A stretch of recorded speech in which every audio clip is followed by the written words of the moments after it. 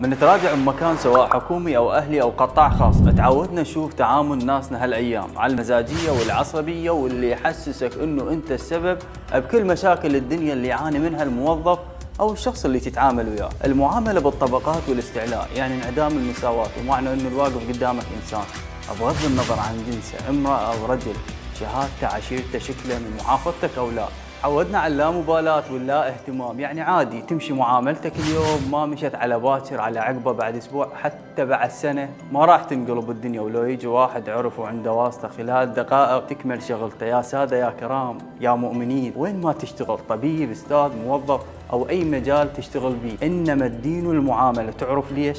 لان صلاتك، صيامك، زيارتك، الحج، العمره، الصدقات، الخمس، الزكاه، هذن كلهن الناس ما تعرف عنهن شيء، ومو مهم تعرف، لأن ذني بينك وبين ربك، ما حد يحاسبك عليهن غيره. بس المهم بالدين المعاملة هو انعكاس هذن العبادات والالتزامات على أخلاقك وتعاملك مع كل شخص إلى حاجة أو خدمة يمك، وهذا هو المهم ما بينك وبين العباد، المعاملة. نشوفكم بموضوع آخر، وإلى اللقاء.